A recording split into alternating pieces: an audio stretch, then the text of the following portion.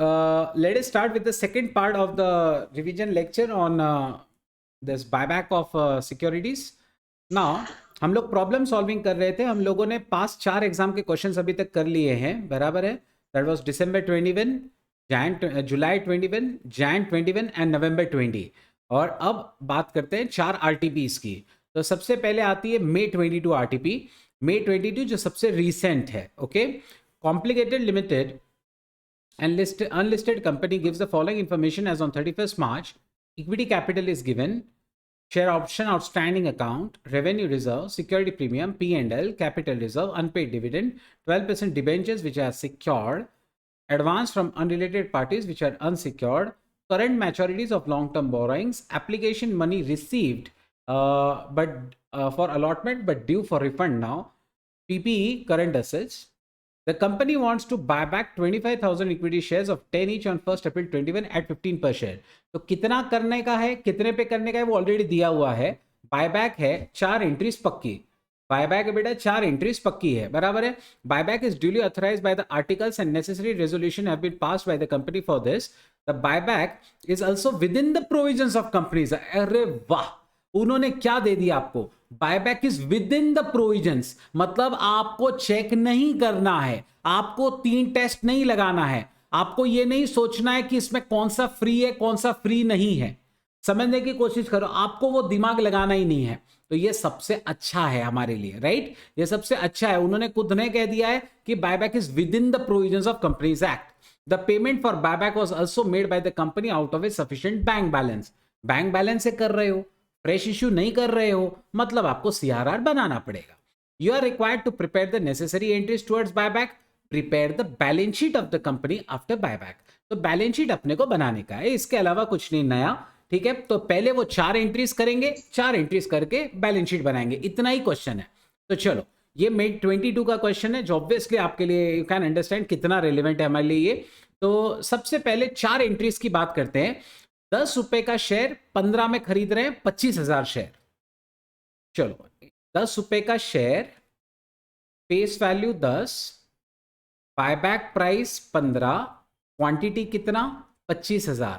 पहली एंट्री क्या होगी, पहली एंट्री क्या होगी. बायबैक ऑब्वियस बात है, 25,000 शेयर है, फेस वैल्यू उसका 10 रुपए है. हमारी एंट्री होती है इक्विटी कैपिटल अकाउंट डेबिट, जो उसका फेस वैल्यू होगा.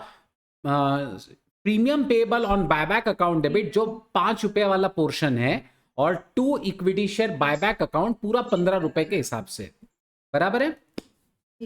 तो एंट्री में फटाफट यहाँ पे लिख लेता हूँ. हमने एंट्री एनालिसिस पहले लिखी हुई है, ठीक है, हमारे लास्ट लेक्चर में. तो उसी में हम लोग इसको थोड़ा सा मॉडिफाई कर लेंगे. 4 एंट्रीज होने वाली है, ये हम जानते हैं. This are all rupees in, okay, only rupees, no lakhs, nothing. Sure.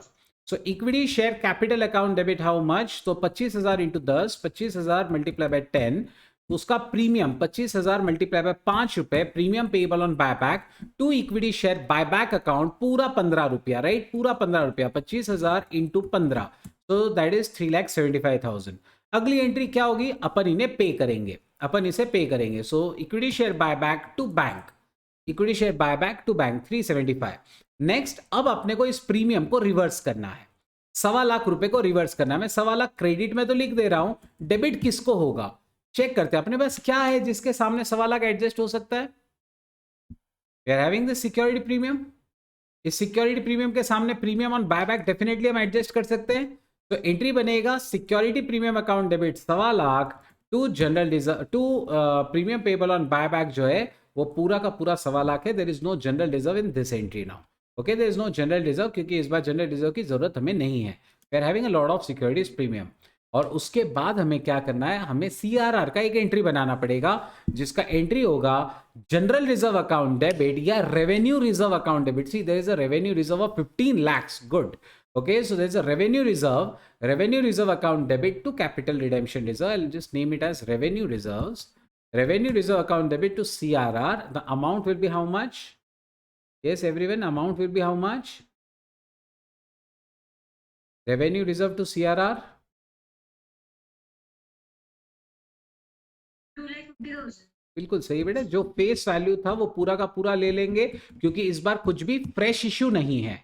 इस बार कुछ भी फ्रेश इश्यू नहीं है, इसलिए पूरा लेने का है अपने को. Revenue reserve to CRR, right, revenue reserve to CRR, ये 4 एंट्रीज हो गई, एकदम सिंपल से ये 4 एंट्रीज थी। और अब उसने कहा कि इसका एक बैलेंस शीट भी बना लो। मैं बैलेंस शीट तो बना लूंगा, सिर्फ मैं एक काम करता हूं कि इनके ना जो फाइनल फिगर्स है वो लिख लिख के रख लेता हूं। मेरा कैपिटल 2.5 लाख से कम हुआ है, ताकि मैं क्या ना गलती नहीं करूं। इसमें से 2.5 लाख कम हो गया, तो ये हो गया भाई 11 लाख। इसके बाद में प्रीमियम पेबल तो वो तो क्लोज हो गया, इक्विटी शेयर बायबैक क्लोज हो गया, बैंक मेरा 375 से कम हुआ है। करंट असेट्स के अंदर बैंक होगा, इसमें से 375 में माइनस करने जा रहा हूं, 3.75 लाख इधर माइनस हो जाएगा। उसके बाद में सिक्योरिटी प्रीमियम 1.25 लाख से कम होने वाला है, तो सिक्योरिटी प्रीमियम ऑलरेडी 2.5 लाख का है, 1.25 लाख से कम हो जाएगा तो 1.25 लाख ही बचने वाला है। नेक्स्ट, उसके बाद रेवेन्यू रिजर्व 2.5 लाख से कम हुआ है, रेवेन्यू रिजर्व 15 लाख है, तो 12.5 लाख बचेगा, 12.5 लाख का रेवेन्यू रिजर्व बचेगा। ये गया, बस ये 4 एंट्रीज ही तो अपनी करनी है। हाँ, सीआरआर एक खड़ा हो जाएगा बेटे 2.5 लाख से, सीआरआर एक नया आ जाएगा, सीआरआर आ जाएगा बेटे 2.5 लाख का। ठीक है, ये अपने को ध्यान में रखना है। तो चलो, अब देर किस बात की, जल्दी से इसका एक बैलेंस शीट अपन बना लेते हैं। इसका एक बैलेंस शीट अपन बना लेते हैं। बैलेंस शीट ऑब्वियस बात है एक फॉर्मेट में चलेगी। बैलेंस शीट,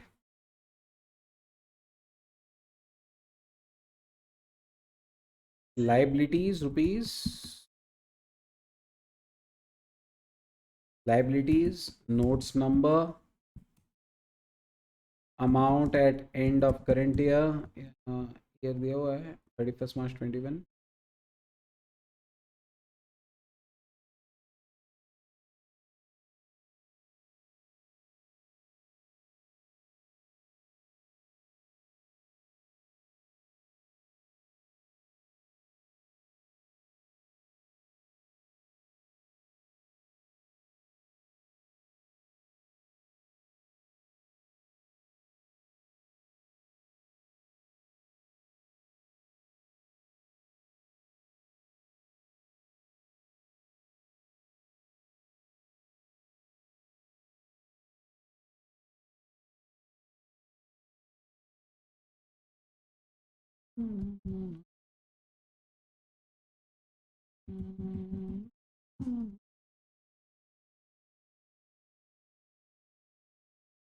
जब भी आप बैलेंस शीट बनाते हैं तो इतना फॉर्मेट आपको बना के रख लेना चाहिए, जो मैं अभी यहाँ पे बनाने जा रहा हूँ। इक्विटी एंड लाइबिलिटीज, उसके बाद में आ जाता है जिसके अंदर बेटा शेयर कैपिटल, इतना फटाफट रेडी करके रख लेने का। सेकंड पार्ट आता है reserves and surplus, second part आने वाला है रिजर्व्स एंड सरप्लस। बाकी क्वेश्चन में आपको क्या क्या दिया हुआ है, आपको लॉन्ग टर्म बोरोइंग्स के बारे में यहाँ पे ज़रूर बताया गया है। So long term borrowings, long term borrowings जिसमें सिक्योर्ड अनसिक्योर्ड एक्चुअली दो पोर्शन है। लॉन्ग टर्म बोरोइंग्स, इसका भी ब्रेकअप हम लोग पीछे बता देंगे, सिक्योर्ड अनसिक्योर्ड आप यहाँ पे भी दिखा सकते हैं, नॉट अ प्रॉब्लम। ठीक है, मैं इसका ब्रेकअप इधर ही दिखा देता हूँ, secured portion, unsecured portion.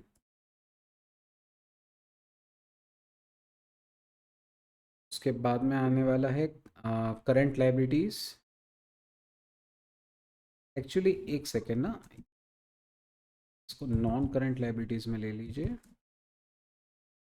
Non current liabilities जिसके अंदर आ जाएगा long term borrowing, secured unsecured, उसके बाद आ जाएगा करंट लाइबिलिटीज। इसका ब्रेकअप जो है ना लॉन्ग टर्म वाला, ये अपन पीछे भी दे सकते हैं, याद रखिए नोट्स में।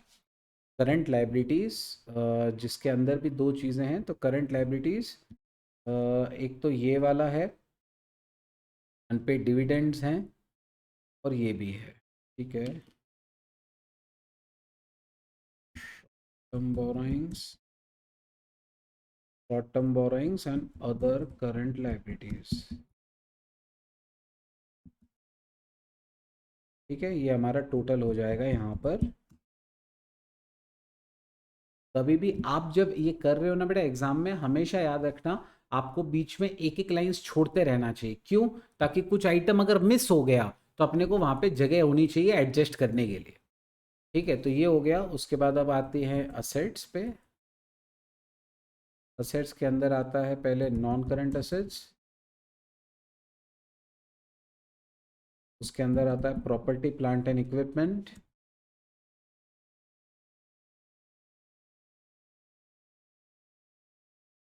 फिक्स्ड असेट्स जिसके अंदर आ जाएगा समझो property plant and equipment,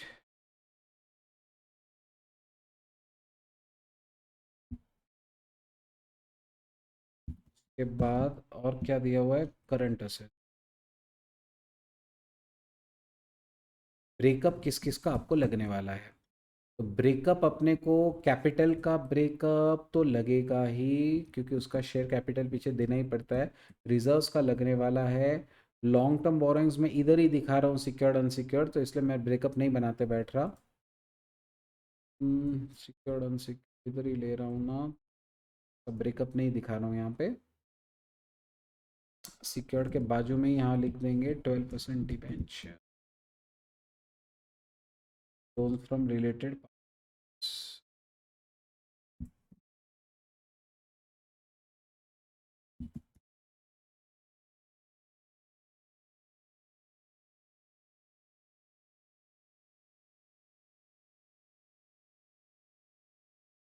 current liabilities में शॉर्ट टर्म बोरोइंग्स और अदर करंट लाइबिलिटीज़, इसका भी ब्रेकअप का कोई ज़रूरत नहीं है। Notes to accounts, notes to accounts में सबसे पहला है शेयर कैपिटल।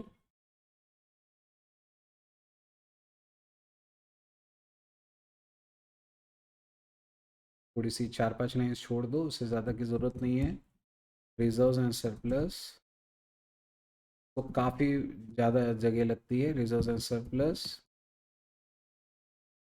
काफ़ी जगह लगेगी। उसके बाद है तीसरा हमारा short term,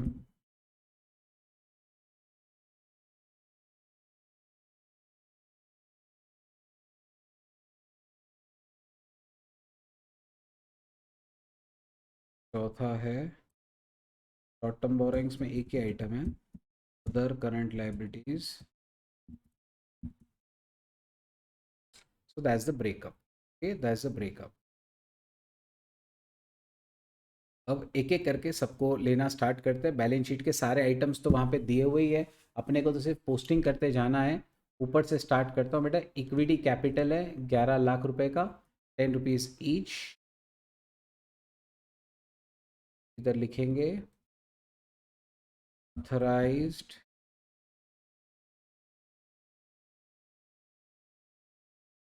authorised issued and subscribe share capital, authorized issued subscribed share capital,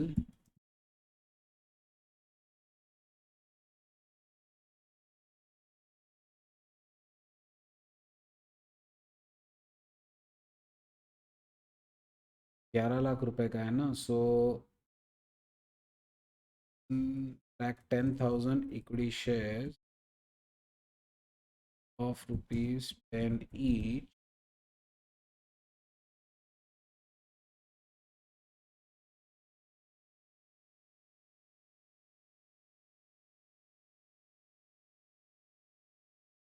पहला हो गया। Share option outstanding account, revenue reserve, capital reserve, CRR सब कुछ है। तो रिजर्व एंड सरप्लस में शुरुआत होगी कैपिटल रिजर्व के साथ, क्योंकि सबसे ऊपर यही आता है कैपिटल रिजर्व। जैसे कि जैसे फिगर लिखो, कैपिटल रिजर्व में 2 lakhs, capital redemption reserve, capital redemption reserve how much, हम लोगों ने 2.5 लाख का CRR बनाया था। उसके बाद में देखो जो जो होते जा रहा है वो टिक करते जा रहे हैं। ये हो गया कैपिटल रिजर्व, हो गया CRR हो गया। अब आता है बेटा शेयर ऑप्शन आउटस्टैंडिंग डाल दो, या सिक्योरिटी प्रीमियम ले सकते हैं। एक securities premium, securities premium account. Securities premium में आप इस तरीके का ब्रेकअप दिखा सकते हैं। इनर कॉलम में फिगर पहले पूरा लिख लिया, that is 2,50,000 less utilised for buyback, utilised for buyback 1.25 lakh use कर लिया, so it will become 1,25,000। 1.25 lakh use कर लिया, इट विल बिकम 1,25,000। अब share option outstanding account,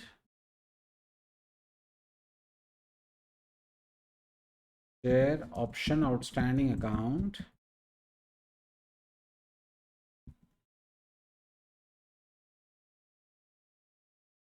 $4 lakhs। उसके बाद है revenue reserve P&L, so revenue reserves,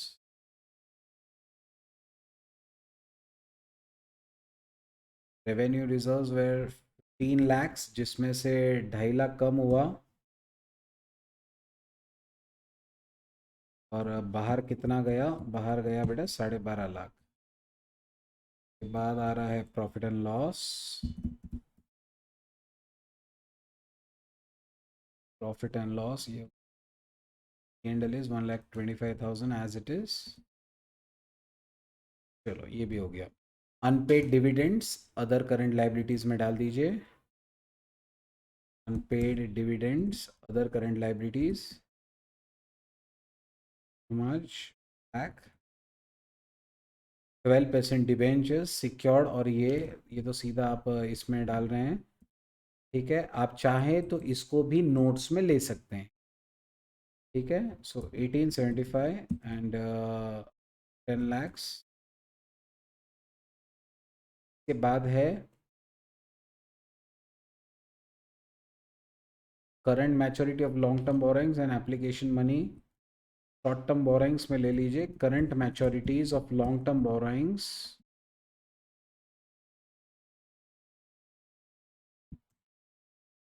मतलब जो लोन तो लॉन्ग टर्म्स में लिए थे लेकिन अब वो ड्यू हो गए शॉर्ट टर्म में, तो वो है 16,50,000।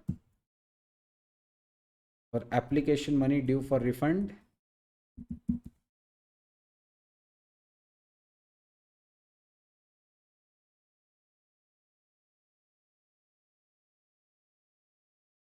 $2 lakhs। पीपीई 46,50,000। पीपीई बेटा सीधा सीधा लिख रहा हूँ मैं यहाँ पे, कोई ब्रेकअप का ज़रूरत नहीं है। 46,50,000 एंड करंट असेट्स जो है वो 40 लाख में से 3,75,000 कम हो चुके हैं, वो 375 कम हो चुके हैं,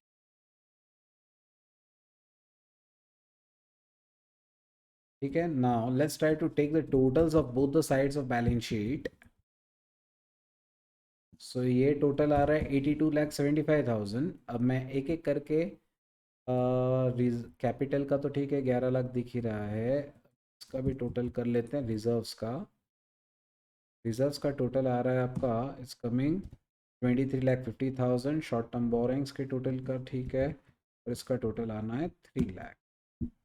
चलो एक एक करके इन सबको पंच कर लेते हैं। Share capital 11 lakh, reserves and surplus you have got 23,50,000।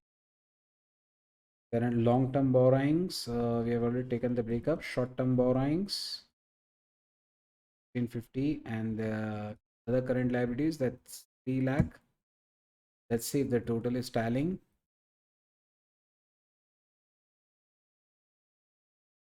Absolutely perfect, 82 lakh 75. Any doubts in this?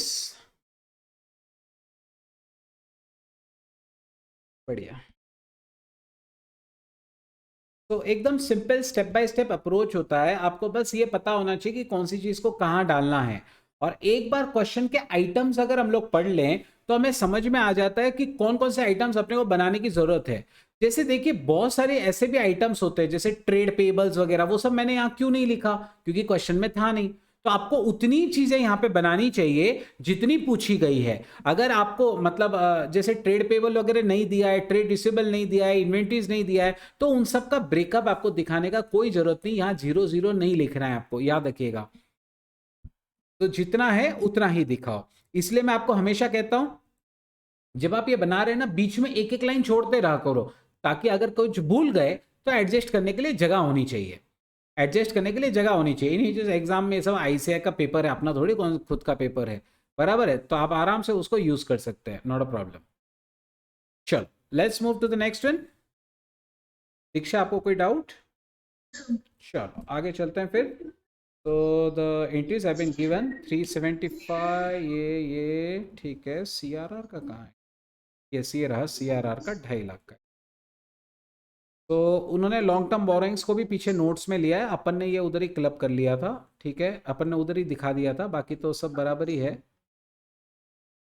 11 lakh capital reserve, CRR, security premium, share option outstanding account, ये किसी को याद है शेयर ऑप्शन आउटस्टैंडिंग अकाउंट क्या हुआ करता था?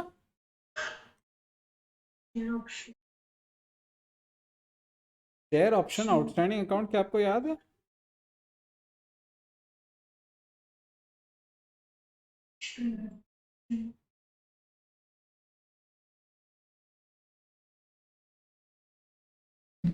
बिल्कुल, ईसोप में हमने इसे किया हुआ है। जब शेयर्स का बायबैक किया, जब शेयर्स हम लोग एम्प्लॉयज को देते थे ऑप्शंस में, बराबर है, और वो 2 से 3 साल का होता था वेस्टिंग पीरियड, तो अपन उसे शेयर ऑप्शन आउटस्टैंडिंग में डाल देते थे।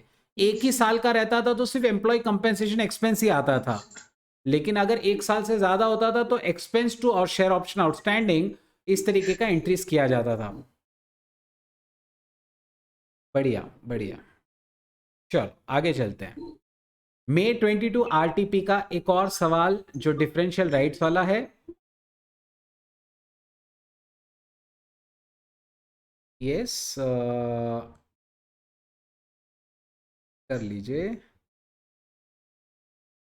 Explain the conditions for equity shares with differential rights under company's share capital and debentures rules। तो आपको उसकी कंडीशंस बतानी है, और उसके बाद में ये वाला क्वेश्चन है 30 30 20 20 40 30 20 10 equity preference. You are required to identify the voting rights if the, अब जरा क्वेश्चन बहुत ध्यान से पढ़ना, if the paid up capital of the company is 60 lakh and the preference capital is 30 lakh। क्या आप मुझे बता सकते हैं कि टोटल कैपिटल कितना है, इक्विटी कैपिटल का रेशियो कितना होगा और प्रेफरेंस कैपिटल का रेशियो कितना होगा?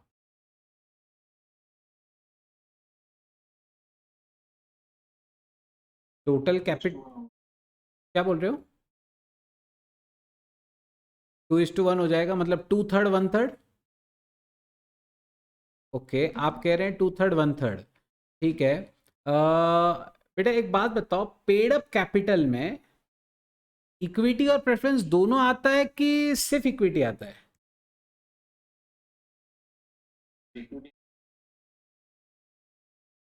पेड अप कैपिटल बोला तो इक्विटी और प्रेफरेंस दोनों होता है, याद रखना। पेड अप कैपिटल का मतलब इक्विटी और प्रेफरेंस दोनों होता है। मैं आपको एक और, देखो आप थोड़े से कंफ्यूज होने वाले हो साहिल यहाँ पे। पेड अप कैपिटल का मतलब होता है इक्विटी और प्रेफरेंस दोनों, लेकिन मतलब आपको दिया हुआ है कि प्रेफरेंस 30 है, तो कायदे से प्रेफरेंस 30 इक्विटी 30 तो टोटल 60 ऐसा होना चाहिए। ओके, प्रेफरेंस 30 इक्विटी 30 और आपका टोटल कैपिटल 60 का होना चाहिए, बराबर है, आपका टोटल 60 का होना चाहिए, ऐसा उसका मीनिंग है। लेकिन सही बताऊं ना आपको, तो क्या बोलते हैं, इसका जो पीछे सॉल्यूशन आप बाद में देखोगे, इनफैक्ट सिर्फ इस क्वेश्चन में नहीं, ऐसे जितने भी क्वेश्चंस आज तक आए हैं उन सभी में actually there is a typing mistake. ये पेड अप कैपिटल नहीं, ये पेड अप इक्विटी कैपिटल है। There is a typing mistake in all the questions which was previously asked also, और आपके जो भी आज मैं कराऊंगा उसमें भी। सो इसको आपको ऐसा ही समझना है दैट इक्विटी इज 60 lakhs, तो टोटल इज 90 lakhs, जबकि ये गलत है, क्योंकि क्वेश्चन में क्लियरली दिया हुआ है paid up capital, not paid up equity capital. There is a lot of difference between paid up capital and paid up equity capital. However question में ही टाइपिंग मिस्टेक है वो, तो आपको इसे पेड अप इक्विटी समझना है which is 60 and paid up preference 30, सो 2/3 1/3। और अब आप एक काम करेंगे बेटा, मेरे को एल का कितना परसेंटेज होता है वो निकाल कर बता दो। एल का कितना परसेंटेज हो जाता है? एल इज हैविंग 30% ऑफ 2/3, तो 30% ऑफ 2/3, यस, कितना हो जाएगा?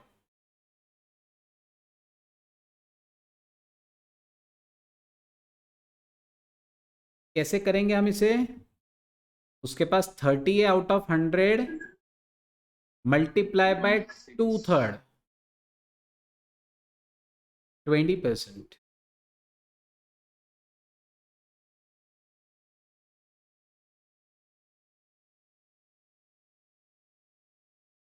नहीं, आपको ये अज्यूम करना है, क्योंकि है ना इंस्टीट्यूट ने ऐसा एक क्वेश्चन में नहीं किया है, ऐसे बहुत सारे क्वेश्चंस में इंस्टीट्यूट ने किया है।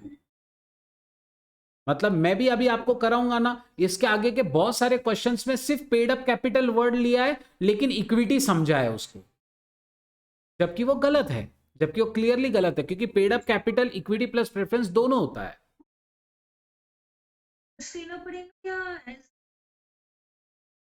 मैं सजेस्ट करूंगा आप एग्जाम में नोट दे दीजिए, दैट इज बेटर। एग्जाम में नोट दे दीजिएगा, दैट इज बेटर।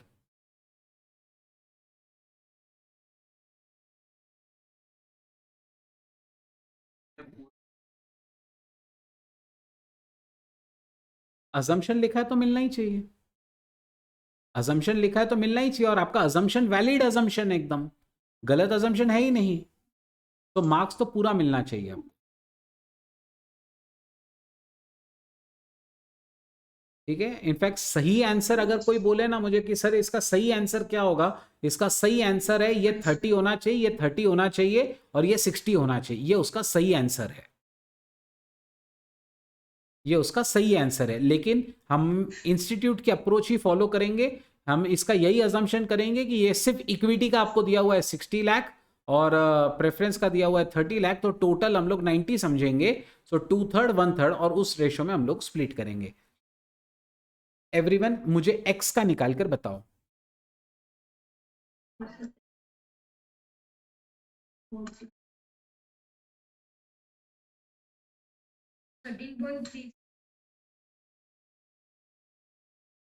सही लाया आपका भी 13.33, बिल्कुल सही है। 40% ऑफ 1/3, बराबर ना, 40 ऑफ 1/3, तो basically that is 13.33%, that's 13.33%, absolutely perfect. तो this way you have to do. ये जो रूल्स हैं, ये रूल्स एक बार देख लेते हैं। रूल्स एक्चुअली हमने ऑलरेडी देखे हैं, आर्टिकल्स द्वारा अथराइज्ड ऑर्डिनरी रेजोल्यूशन जो पोस्टल बैलेट के साथ होगा, बराबर है, 74% से ज्यादा नहीं हो सकता, फिनेंशियल्स में डिफॉल्ट नहीं होना चाहिए, लोन के पेमेंट्स में कोई डिफॉल्ट नहीं होना चाहिए, बराबर है, और डिविडेंड वगैरह इनके पेमेंट्स में भी कोई डिफॉल्ट नहीं होना चाहिए। ठीक है, तो ये उसके प्रोविजंस हैं। और इसके अलावा ये तो आपने ऑलरेडी निकाला है उनका रिस्पेक्टिव वोटिंग राइट। ठीक है, इन्होंने 3/5 वगैरह ऐसे ही छोड़ दिया है, ये 20% हो जाएगा, और x का 2/15 जो कि बिल्कुल 13.33% हो जाएगा। Okay, so perfect. Let's move to the next one. Question number 10, that is out of November 21 RTP. Let's read the question. Rowan Limited furnishes the following information as at 31st March 21. Equity capital is given, 10% preference shares is given, reserves, premium, revenue reserve, P&L, debentures is given, current liabilities and provisions, PPE is given, current assets, investment, inventory, cash and bank. इतना देख के तो यही लगता है कि शायद balance sheet बनाने का है, लेकिन इधर बोला तो नहीं है। अरे वाह, अपना काम और आसान हो गया। Buyback 25% of the paid up capital, and it was decided to offer a 20% over above market price. The prevailing market value of company share is ₹30। मुझे जल्दी से बताओ बायबैक प्राइस कितना है? 30 + 20 6। बिल्कुल, हम लोग 20% ऊपर देने वाले हैं। 30 रुपए का तो मार्केट प्राइस है, और हम उसके ऊपर 20% प्रीमियम ऑफर कर रहे हैं अपने शेयर होल्डर्स को, यानी हम 36 रुपीज में बायबैक करने वाले हैं। ठीक है, 36 रुपीज में बेटा बायबैक जो है वो किया जाएगा। Next, to finance the buyback company issues 3000 14% debentures of 100 each at a premium of 20%। Issue 2,500 10% preference shares of 100 each। ये दोनों देखकर आपके दिमाग में कुछ घंटी बजती है क्या? हम लोग कुछ तो भी इश्यू कर रहे हैं। Yes. कुछ कुछ आपको आइडिया आ रहा है कि ये कहाँ इस्तेमाल होने वाला है अपने को, ये इंफॉर्मेशन जो है वो? एंट्रीज बनाओगे, एंट्रीज की बात नहीं है, ये इंफॉर्मेशन का इस्तेमाल कहाँ होगा? सॉरी,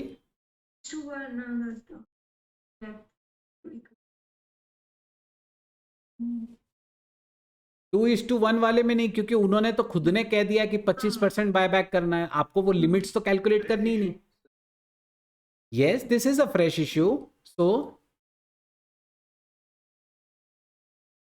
सीआरआर, बिल्कुल सही साहिल, यही तो याद करना था कि ये सीआरआर के जगह पे काम आएगा।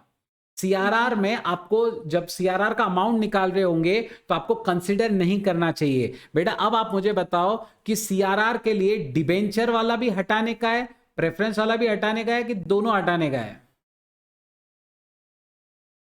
सोचो। मैंने आपसे बार बार कहा था एक चीज, इसमें जब भी सिखाया आपको बार बार एक चीज कही थी कि सीआरआर का अमाउंट निकालने के लिए एक ही चीज हटानी चाहिए, शेयर्स का। डिबेंचर्स वगैरह का इश्यू से जो पैसा आएगा वो आप सीआरआर कैलकुलेशन में कंसिडर नहीं करोगे। नहीं करूंगी, यस। ठीक है, चलो इन्वेस्टमेंट्स बेचा है, maintain a balance of 2 lakh in revenue reserve, फिर कंपनी बाद में बोनस भी कर रही है। वेरी गुड, तो कंपनी बाद में बोनस भी कर रही है। बोनस में अपने को क्या चीज ट्रिकी होता है? बोनस में एक ही पार्ट ट्रिकी होता है कि नंबर ऑफ शेयर कम हो चुके होते हैं। बराबर है, आपका यहां 50 लाख दिख रहा है लेकिन बायबैक हो रहा है तो नंबर ऑफ शेयर कम हो गए होंगे, तो नए वाले शेयर्स के ऊपर आपको बोनस निकालना चाहिए हमेशा। ठीक है, so that is the tricky part over here. चलो लेट्स स्टार्ट। तो अपने को सबसे पहली एंट्री कौन सी करनी चाहिए अभी? बायबैक की करें या फ्रेश इश्यूज की?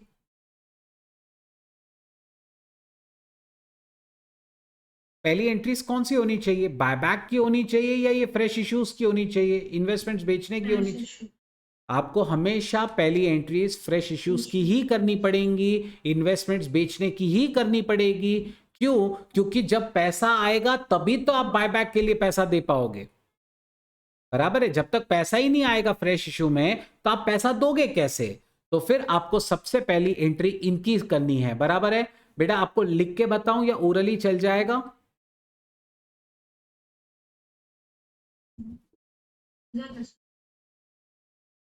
ओके, सबसे पहली एंट्री हम लोग क्या कर रहे हैं? फ्रेश इशू कर रहे हैं 14% डिबेंचर्स का। बराबर है, तो हम फ्रेश इशू कर रहे हैं 14% डिबेंचर्स का, तो पहली एंट्री बनेगी bank account debit to 14% debentures. कितना? 3000 into 100 that is 3 lakh to debenture premium बोले या टू सिक्योरिटीज प्रीमियम, वैसे हम सिक्योरिटी प्रीमियम ही यूज करते हैं। To securities premium 60,000, security premium में 60,000 चला जाएगा। Bank account debit 360 to 14% debentures to securities premium 60,000, this will be the entry. दूसरा एंट्री होगा, हम लोग फ्रेश इशू प्रेफरेंस का भी कर रहे हैं, bank account debit 2,50,000 to preference share capital या टू 10% प्रेफरेंस शेयर कैपिटल 2,50,000। इन एंट्रीज को आप एप्लीकेशन से भी रूट कर सकते हो, मतलब पहले एप्लीकेशन अकाउंट में डालने का और फिर एप्लीकेशन से कैपिटल में डालने का, वो भी चलता है। इन दोनों एंट्रीज में कुछ दिक्कत? Okay, sell investments worth 1 lakh for 150, 1 lakh का इन्वेस्टमेंट 1.5 लाख में बेचा। बैंक अकाउंट डेबिट 150, बराबर है, बैंक अकाउंट डेबिट 150। बेटा पी एंड एल डेबिट होगा या क्रेडिट? क्रेडिट। बिल्कुल, फायदा है अपना, तो पी एंड एल क्रेडिट होगा। तो to investment 1 lakh to profit and loss account 50,000, this will be the entry.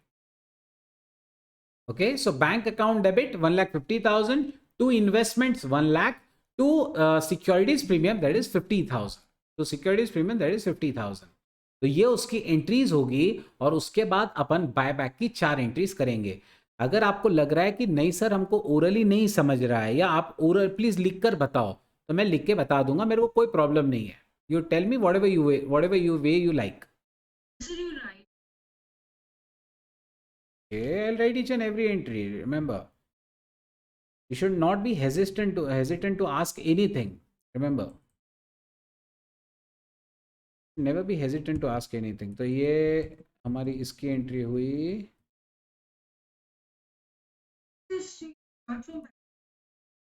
Okay, सिर्फ बायबैक का ही लिख के बताऊं, बाकी का नहीं चाहिए? ओके ठीक है, तो बायबैक का एंट्री हम लोग लिख के देख देते हैं। उसके बाद इक्विटी कैपिटल बायबैक की टोटल 4 एंट्रीज हमारी, बराबर है। Yes, sir. Equity capital account debit how much? देखो अभी अपन ने 25% बायबैक करने का है, बराबर है 36 रुपए पे। ठीक है ना, 25% बायबैक करने का है 36 रुपीज पे। तो 25%, पहले तो आप एक काम करिए, नंबर ऑफ शेयर बताओ। मैं बायबैक प्राइस यहाँ पे लिख रहा हूँ 36 रुपीज, ठीक है, आप मुझे बताओ नंबर ऑफ शेयर्स की क्वांटिटी कितनी है? 625 ओके, 6250 आ रहा है. 50 lakh divided by 20 is the face value this time. Okay, into 25%, so that is 62,500. 62,500. Clear? अच्छा, face value is 20. So what is the premium per share? Premium will be 16 रुपये a share. तो अपने को 62,500 को इनसे multiply किया तो entry मिल जाएगी फटाफट. So equity share capital account debit 62,500 multiply by 20 रुपए का फेस वैल्यू. फिर प्रीमियम पेबल ऑन बायबैक में 62,500 इंटू 16 रुपीज का premium to 62,500 multiply by 36 rupees, ये गया इक्विटी शेयर बायबैक में. फिर equity share buyback to bank 22,50,000. यहां तक कोई डाउट? फिर उसके बाद हम लोग इसका प्रीमियम राइट ऑफ करेंगे. अब प्रीमियम अपन ने 16 रुपए के हिसाब से कितना दिया? We have given the premium of 10 lakh rupees. We have given the premium of 10 lakh rupees. 10 lakh rupees अपने पास सिक्योरिटी प्रीमियम ऑलरेडी 12 लाख रुपए का है. We can definitely adjust that, right? तो अपन पूरा 10 लाख रुपए इसमें ले लेंगे. एंट्री क्या बनेगा? Security premium to premium on buyback 10 lakhs. Any doubts in this? No, sir. So security premium to premium payable on buyback will be 10 lakhs. और फिर अब आप मुझे बताओ CRR कितना जाएगा? Please be very careful with the fresh issue part. Okay, अपन ने कितना फेस वैल्यू बायबैक किया है? 12.5 लाख का फेस वैल्यू बायबैक किया हुआ है. Please be very careful with the fresh issue part और मुझे बताओ कि कितना रुपया CRR जाएगा. I will be very happy अगर आपके सबके राइट आंसर्स आते हैं तो.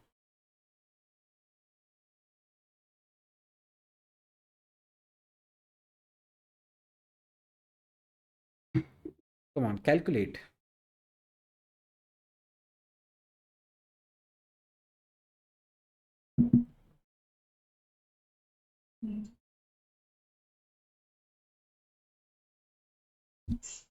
Face It value. would be 10 lakh. Okay, Sahil आपका क्या आ रहा है बेटा आंसर?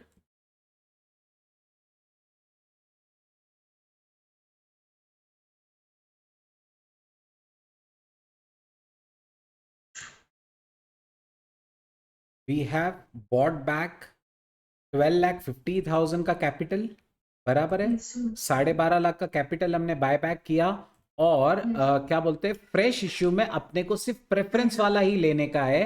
प्रेफरेंस वाले का फेस वैल्यू भी 2.5 लाख ही है. 2500 इंटू 100, सो 2.5 लाख उसमें से कम कर दिया तो आंसर आ जाएगा 10 लाख, जो बिल्कुल सही है. तो इसका एंट्री कौन से रिजर्व में मैं डेबिट करूं? ये रिजर्व है, रेवेन्यू रिजर्व में मेरे पास है क्या 10 लाख? 5 lakh. रेवेन्यू में तो 5 लाख ही है. तो मैं क्या Yes. करूं? P&L यूज कर लूं?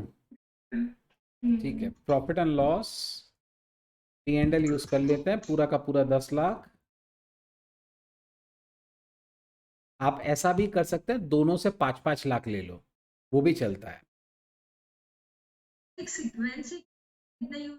नहीं नहीं, कोई सीक्वेंस नहीं, कोई सीक्वेंस नहीं, आपके ऊपर है, आपको जो करना है आप कर सकते हैं. नेक्स्ट. अरे हाँ, उसने ये बोला था maintain a balance of 2 lakh in revenue reserve. अच्छा, अपन ने Yes. रेवेन्यू, उसने एक मिनट, अच्छा हुआ बता दिया. Maintain a balance of 2 lakh in revenue reserve, अपना तो 5 लाख है, तो 3 लाख यूज करने को बोला है उसने. समझ रहे हो? मतलब ये हिडन एडजस्टमेंट है.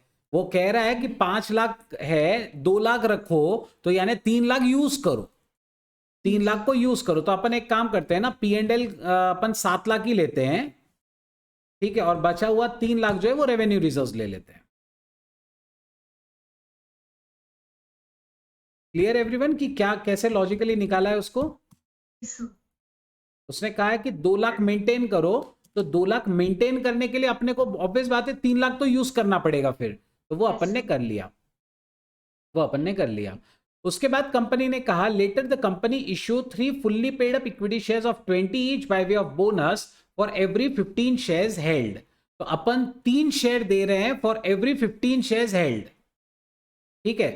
अब शेयर्स है कितने बेटा, शेयर्स है कितने वो निकाल लो। अपन 62,500 का बायबैक कर चुके हैं, याद रखिएगा इसका 25% हम बायबैक कर चुके हैं ऑलरेडी। तो इसका सबसे पहले तो आप 25% हटा दो, तो 50 लाख माइनस 25% गया, 37,50,000 बचा है। इसमें वो बोल रहा है कि 15 के लिए 3, so divide by 15 multiply by 3, मेरा तो आंसर आ रहा है 7.5 लाख रुपए। मैंने क्या किया मैं आपको वापस समझा देता हूं। 50 लाख का कैपिटल था, बराबर है, जिसे हमने डिवाइड बाय 20 किया, तो हमारा आंसर आ रहा है 25 लाख, 2.5 लाख शेयर्स थे, Yes, sir.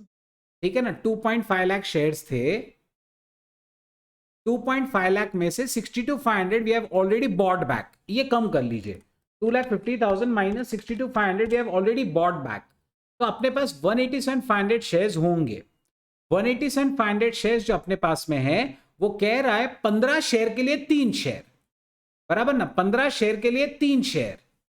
तो इसको इंटू 3/15 करने का, इंटू 3/15, आंसर आ रहा है 37,500 न्यू शेयर्स। और एक एक शेयर का फेस वैल्यू है 20 रुपीज, इंटू 20, 7,50,000 का एंट्री होना चाहिए। Clear everyone?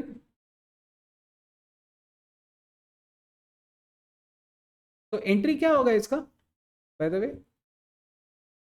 It would be bonus share. Capital redemption reserve account debit to bonus to share holders, Mirror to bonus share. bonus to shareholders to equity share capital account. This will be the entries.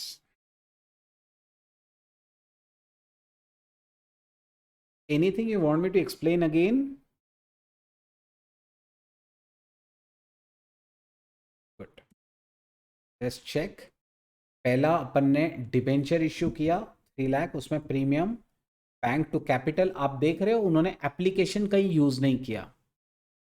Bank to investment अपना 50,000 का profit था। Capital premium on buyback, बिल्कुल अपनी entry सही थी। Equity buyback to ये, और देखो उसने भी रेवेन्यू रिजर्व यूज किया। इसने ना, ये देखो सीआरआर बनाने के लिए 10 लाख की अपने को जरूरत थी, उसने सीआरआर में भी सिक्योरिटी प्रीमियम का इस्तेमाल किया है, कर सकते हो, कोई प्रॉब्लम नहीं है। P&L का यूज किया उसने, अपन ने सीआरआर सिक्योरिटी प्रीमियम को हाथ नहीं लगाया। CRR to bonus shares to equity capital, आप बोनस शेयर लिखो, बोनस टू शेयर होल्डर लिखो, सब चलता है, सब चलता है। Any doubts? एक्चुअली इसके पहले की जो स्टडी मटेरियल्स आती थी ना, इसे है कि उसमें बोनस टू शेयर होल्डर ही नाम हुआ करता था, तो बोनस टू शेयर होल्डर्स तब से हम लोग यूज करते हैं उसको।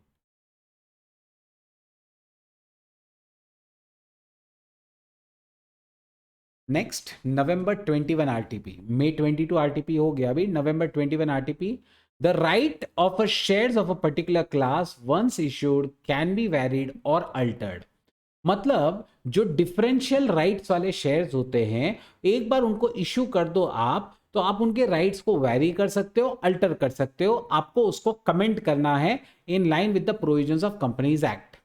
एकदम सिंपल है भाई, आप किसी भी शेयर के, किसी भी क्लास ऑफ शेयर्स के राइट्स को अल्टर कर सकते हो अगर आपके मेमोरेंडम ऑफ एसोसिएशन में अथॉरिटी है, या आपने जब वो इश्यू किया था तो इश्यू में उसे प्रोहिबिटेड नहीं है, इश्यू में उसे प्रोहिबिट नहीं किया हुआ है कि आप इसके राइट्स वैरी नहीं कर पाओगे, तो फिर इन दैट केस इसे आप ऐसा कर सकते हैं। बस इतना याद रखना कि जब आप किसी के राइट्स वैरी कर रहे हैं तो not less than 3/4 of the issued class, मतलब जिसके राइट्स वैरी होने वाले हैं उसके 75% लोगों ने कम से कम यस कहना चाहिए उनकी मीटिंग में या राइटिंग में, या तो वो अपने मीटिंग में कहेंगे या वो अपना कंसेंट राइटिंग में देंगे।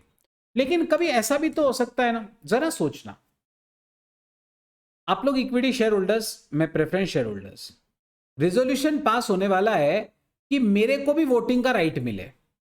मुझे एक बात बताओ, क्या इससे तुम्हारे राइट्स अफेक्ट होंगे या नहीं?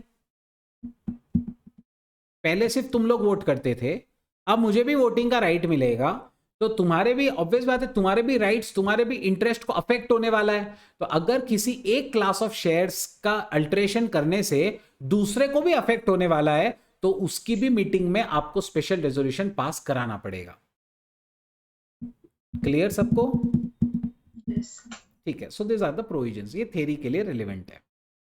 May 21 RTP, November 21 हो गया। Let's go back, May 21 RTP।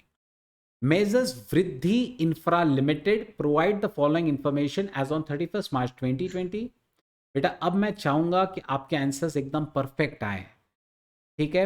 Land and building, plant and machine, non current investment, trade receivable, inventory, cash and cash equivalent, share capital, security premium, general reserve, P&L, उसके बाद 10% debentures, unsecured loans, trade payables.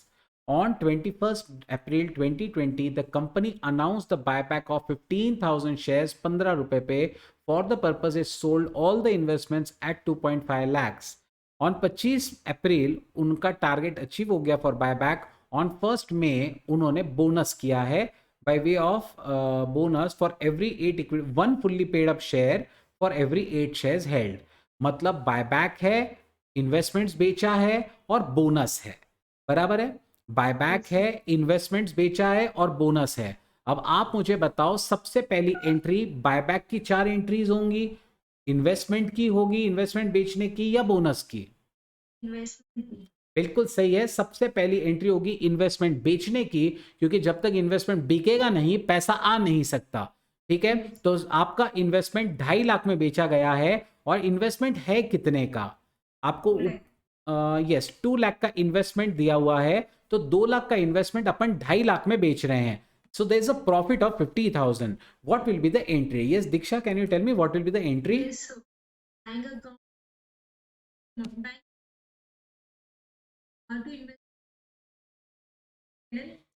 Perfect. Bank account debit 2,50,000, 2 non-current investments 2 lakh, 2 profit and loss account 50,000. This is the first entry.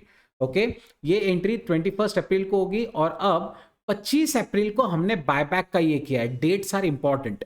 25 अप्रैल को हमने buyback का ये किया है ना, तो अगली 4 एंट्रीज 25 तारीख को होने वाली है। अगली 4 एंट्रीज 25 तारीख को होंगी। साहिल, आप मुझे पहली एंट्री बता सकते हो? हमने 15,000 शेयर जिसका फेस वैल्यू 10 रुपए था, उसे 15 रुपए पे खरीदा है, मतलब बायबैक किया है। Equity share capital how much?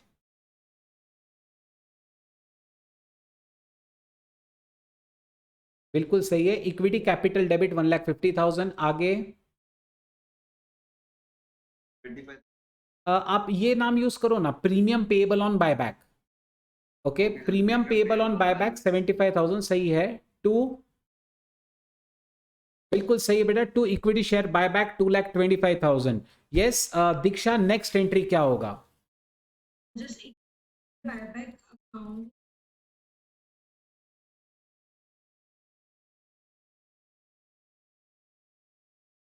Share account 2,25,000. बिल्कुल सही है, equity share buyback account debit to bank account, पूरा 225 हम लोग पे ऑफ कर देंगे। तीसरा बेटा प्रीमियम राइट ऑफ करो Sahil. Yes, sir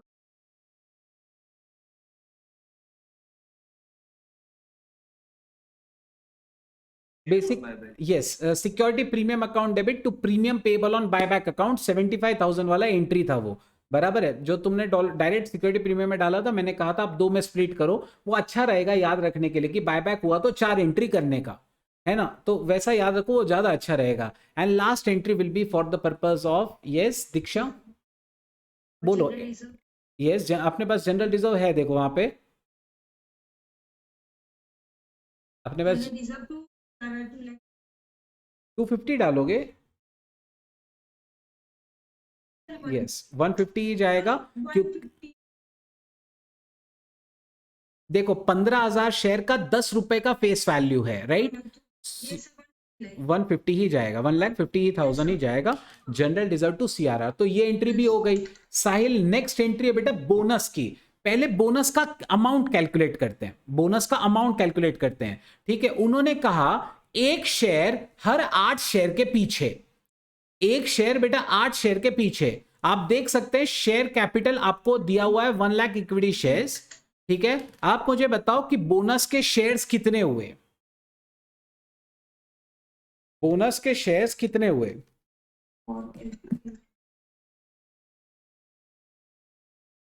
very good, very very good, बहुत बढ़िया।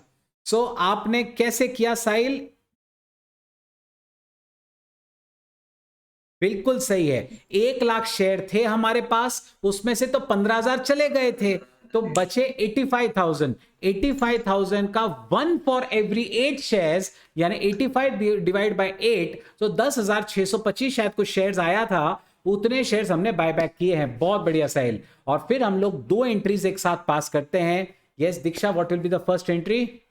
Current account 1060 to bonus to holder and bonus to holder to Perfect. CRR account debit to bonus to shareholders and bonus to shareholders to equity share capital. आपने पूरा question orally ही खत्म कर दिया है। सो 21 तारीख की एक ही एंट्री थी इन्वेस्टमेंट बेचने की, फिर बायबैक के दिन पे equity capital security premium to buyback. मैंने आपसे हमेशा कहा है कि आप इसे प्लीज 2 एंट्री में रखो, ज्यादा अच्छा रहेगा।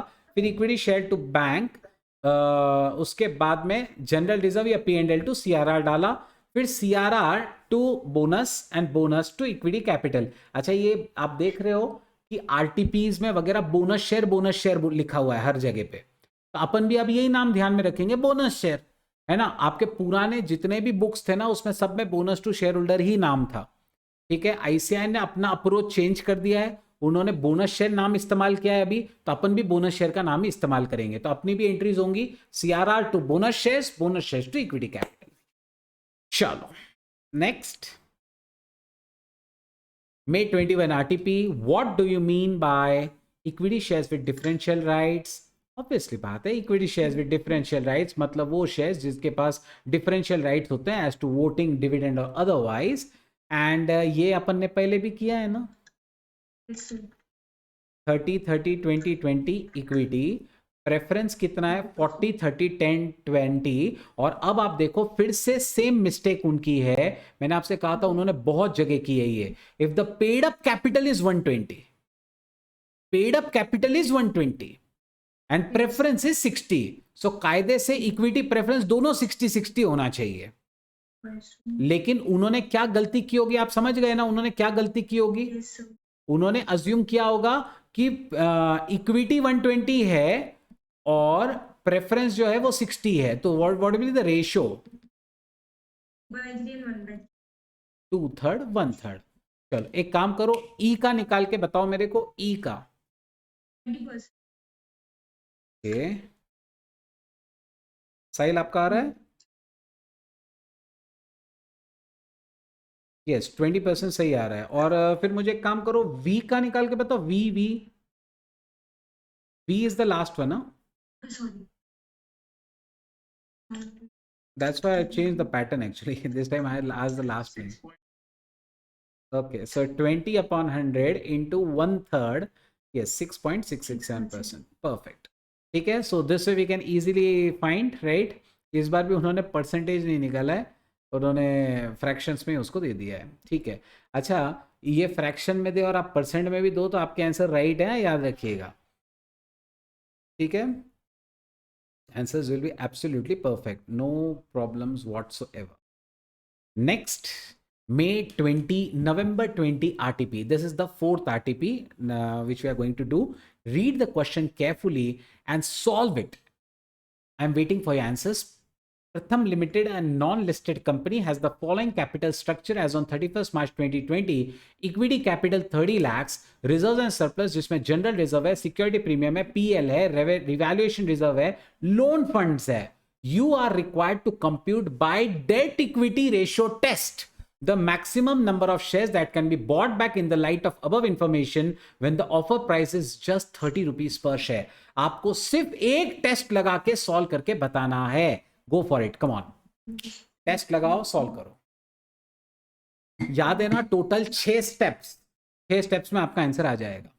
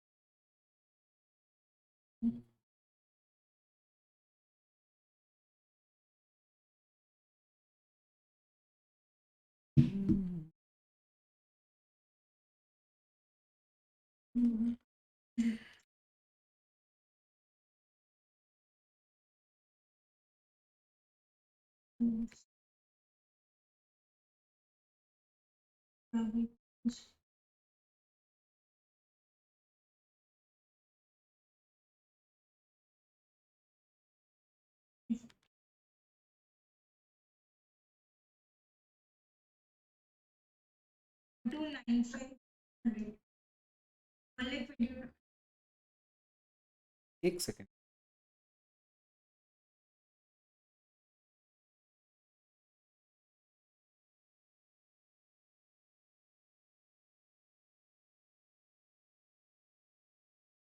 सही है आपका आंसर।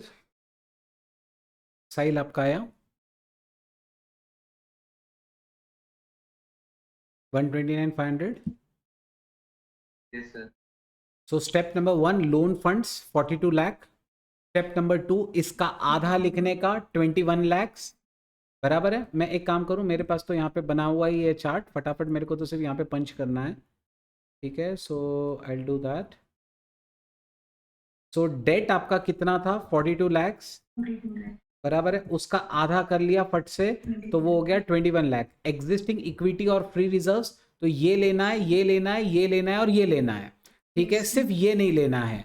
तो मैंने जब इसका कैलकुलेशन किया, मेरा 71,80,000 कुछ तो भी आ रहा था। हाँ, 72,80,000 कुछ आ रहा था, बराबर है। उसके बाद में 70 to 80 आ रहा ना, यस हाँ। उसके बाद में परमिसिबल डाइल्यूशन कितना, अपन कितना कम कर सकते हैं, दिस माइनस दिस 51,80,000 और buyback price plus face value 40 रुपए, दिस डिवाइड बाय दिस किया, आंसर आ गया हमारा 1,29,500।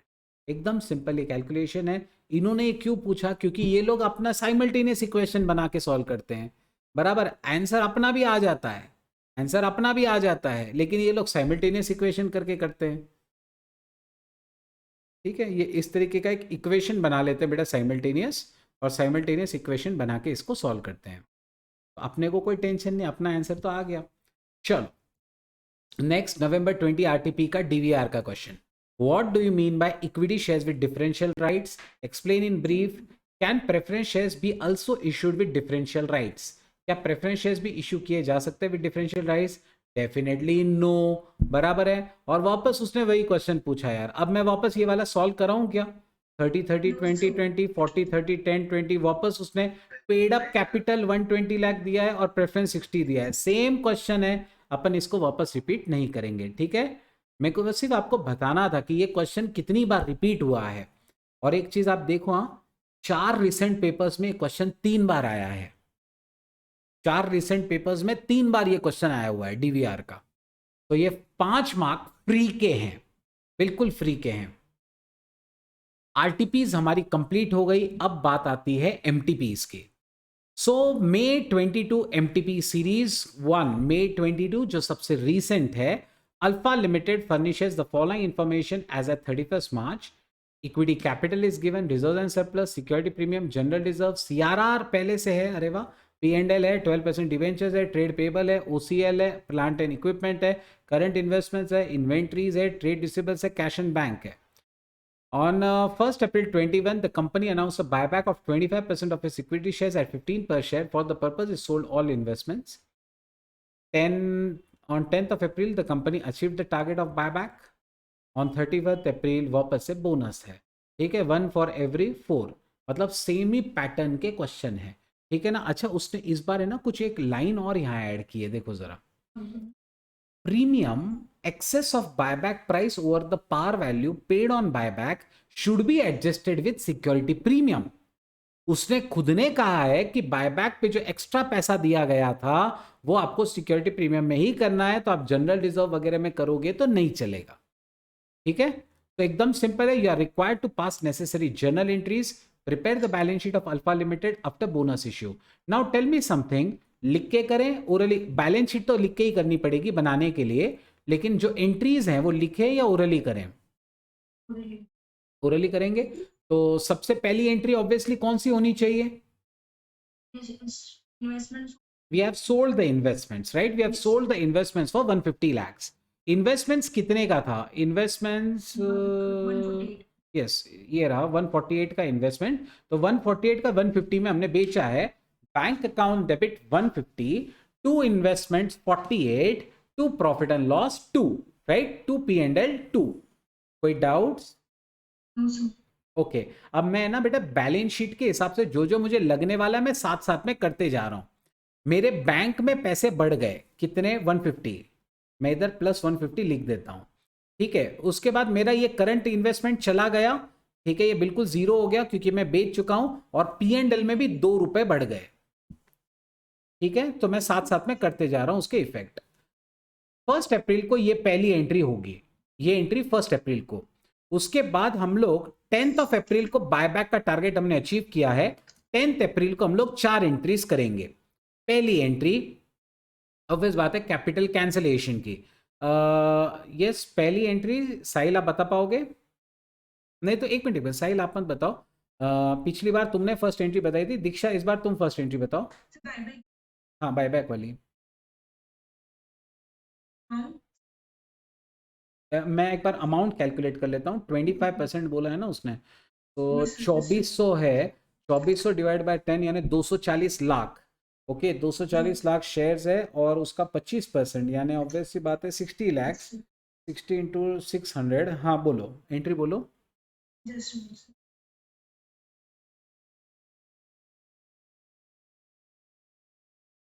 शेयर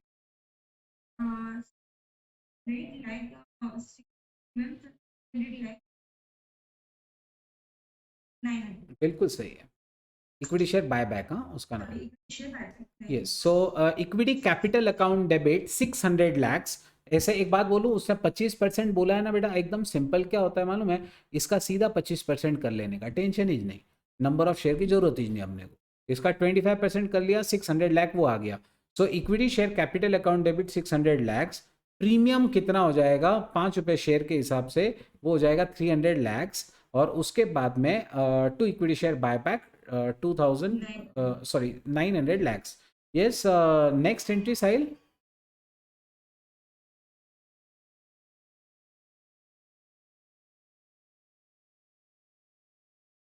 बिल्कुल सही बेटा, equity share buyback to bank, this is very simple entry again 900 lakhs.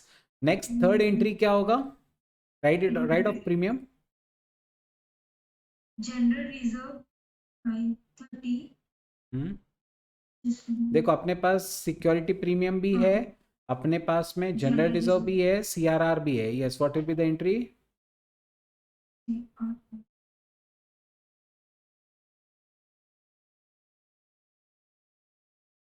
P and L भी है।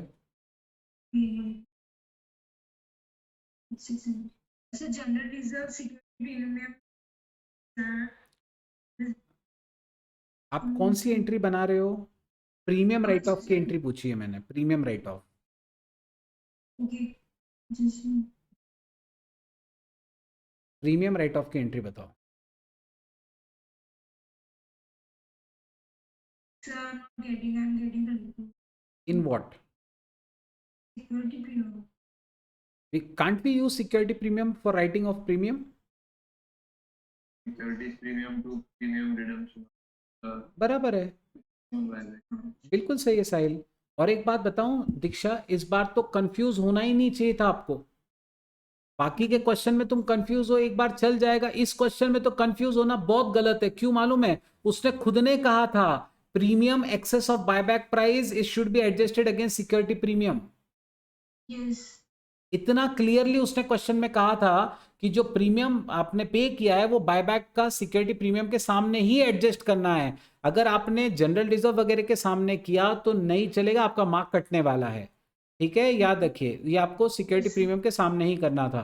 तो security premium account debit to premium payable on redemption 300 lakhs। तो ये 300 यहाँ से चला गया, ठीक है, इसमें से सॉरी 300 चला गया, तो ये बचा 50, ये बचा मेरा 50। बायबैक की भी एंट्रीज के इफेक्ट देते जा रहा हूं मैं। ये 600 इसमें से कम हो गया, 1800 बायबैक के बाद बाकी अभी भी बराबर है। उसके बाद मैंने पे किया था 900 रुपये, राइट, तो कैश बैंक में से 900 कम हो गए, कैश बैंक में से भी 900 कम हो गए। मेरे को बैलेंस शीट बनानी है इसलिए मैं सब करते जा रहा हूँ साथ साथ में। और एक चीज दीक्षा, शायद आप इसके लिए भी कंफ्यूज हो गए, क्या सीआरआर उसमें यूज होता है या नहीं? CRR is to be used for only and only one purpose, that is to issue fully paid up bonus share. ये और किसी चीज के लिए काम में नहीं लिया जा सकता। Yes, sir. ओके, तो ये वाला आपको नहीं लेना है, ये वाला आपको नहीं लेना है। नेक्स्ट एंट्री होगी सीआरआर क्रिएट करने वाली। ठीक है, नेक्स्ट एंट्री सीआरआर क्रिएट करने वाली। अपने को सीआरआर कितना क्रिएट करना पड़ेगा?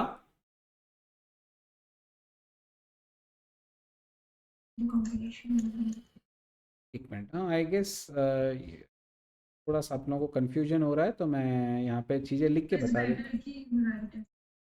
पहली एंट्री थी equity capital 600, this 300, this was 900, then this was entried for 900 and 900। Okay, simple as that. उसके बाद हमने security premium to premium on buyback, that was 900, sorry 300 300। ठीक है, और अब मुझे बता दो कि पी एंड एल, ये जो रिजर्व में जाने वाला है सीआरआर में, ये कितना होगा? 600, because there is no fresh issue, there is no fresh issue. Okay, पूरा 600 होगा। अब वो पूरा 600 में लू कहाँ से? 600 तो ना पी एंड एल में है मेरे पास, ना जनरल रिजर्व में है मेरे पास। ठीक है, so I'll do one thing. I'll use general reserve for 530 and I use P&L for 70. Okay, Yes. so P&L with 70, this will be 530 and this will be 600. ठीक है, तो अब मेरे बैलेंस शीट में क्या क्या चेंजेस होंगे? यहाँ CRR खड़ा हो जाएगा बाय 600, यहाँ पे जनरल रिजर्व कट हो गया, सिक्योरिटी प्रीमियम 50 ही बचा है, और CRR जो है, अच्छा खड़ा नहीं हो गया, CRR ऑलरेडी है यहाँ पे, तो वो 600 प्लस 400 1000 हो चुका है। और पी एंड एल भी मेरा कम हो गया बेटा, पी एंड एल कम हो गया बाय 70। नेक्स्ट, ये तो हो गया। यहाँ तक कोई डाउट्स, कोई क्वेरीज? यस साहिल, आप आगे की एंट्रीज बता सकते हो। बोनस किया बेटा फिर अपन ने 1 फॉर एवरी 4, नहीं सॉरी, हाँ 1 फॉर एवरी 4, बराबर है, 1 फॉर एवरी 4।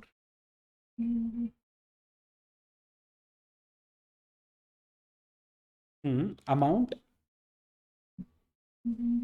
1800, ये 1800 है। देखो यहाँ पे क्लियरली अपन ने लिख दिया था पहले ही, 2400 में से 600 जाके 1800 बचे थे।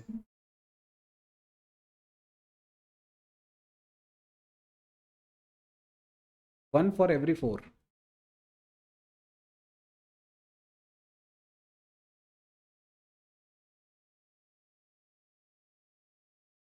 यस आया साहिल, 1 फॉर एवरी 4, तो 1800 का 1/4। यस, तो पहली entry CRR to bonus shares, फिर bonus shares to equity capital 450। तो मेरा यहाँ पे 450 ऐड हो गया और यहाँ पे 450 लेस हो गया, सीआरआर में 450 लेस हो जाएगा, बराबर है। अब ये सारी एंट्रीज हो चुकी है, फटाफट इसका बैलेंस शीट अब मैं रेडी कर लेता हूँ यहाँ पे। बैलेंस शीट में मुझे क्या क्या लगने वाला है एक बार ज़रा देख लेते हैं पहले। जो जो लगने वाला है वो फिर अपन यहाँ से पीछे से ले लेंगे।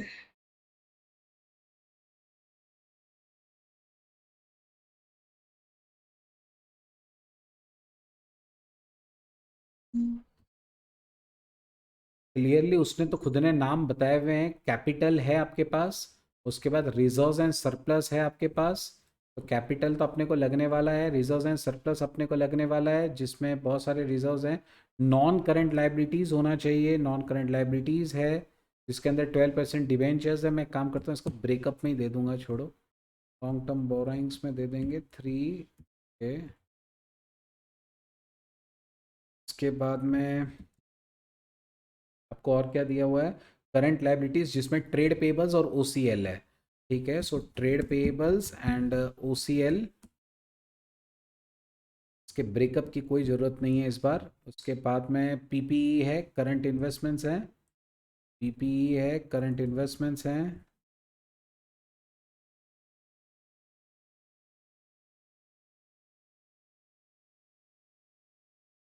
करंट असेट्स में करंट इन्वेस्टमेंट्स तो नील हो गया है, चलो छोड़ दो। Inventories, trade receivables, inventories, trade receivables, उसके बाद cash and bank, cash and cash equivalence.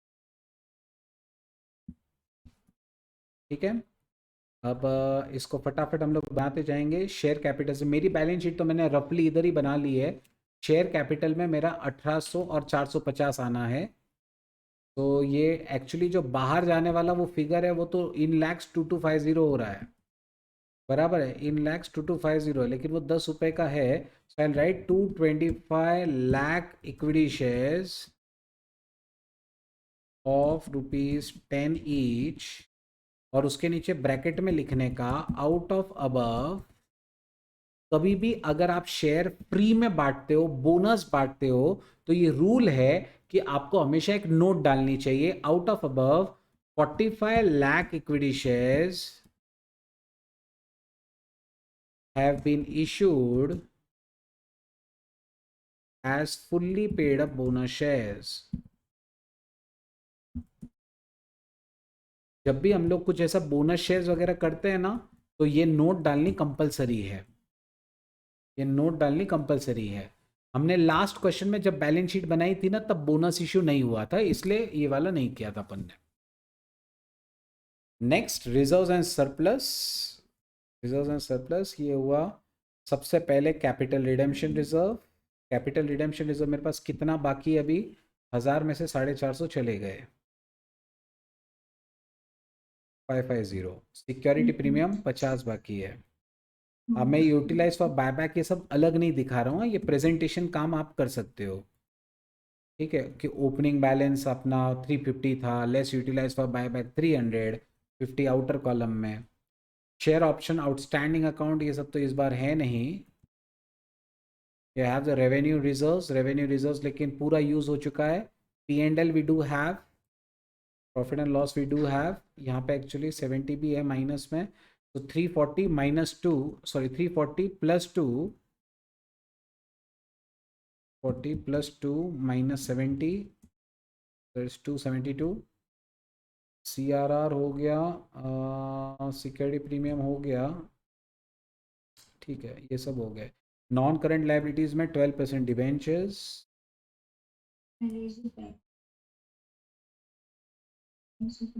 Long term borrowings, long term borrowings इसमें आता है 12% debentures, 12% debentures, that's going to be 1500। Next, trade payables OCL, सीधा सीधा अपन लिख देंगे ऊपर 12% trade payables OCL, that is 1490 and 390। के बाद PPE 4052,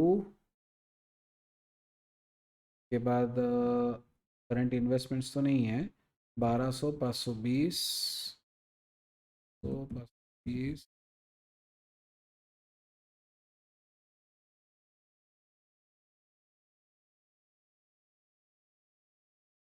$1480 माइनस 150, 150 प्लस में है, क्योंकि इन्वेस्टमेंट बेचा था अपन ने, और 900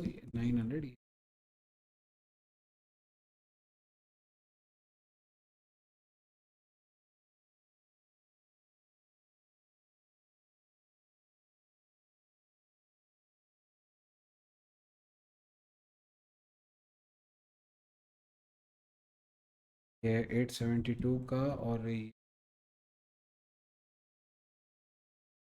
चेक करते हैं हम टैली हो रहा है या नहीं।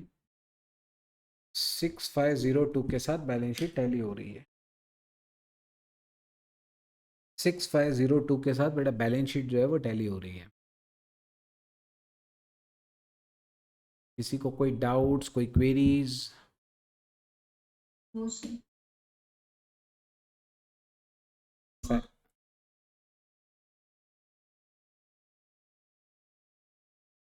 ये सही है। उसके बाद बाय जनरल उसने पूरा यूज़ किया, अपन ने भी सेम वही किया।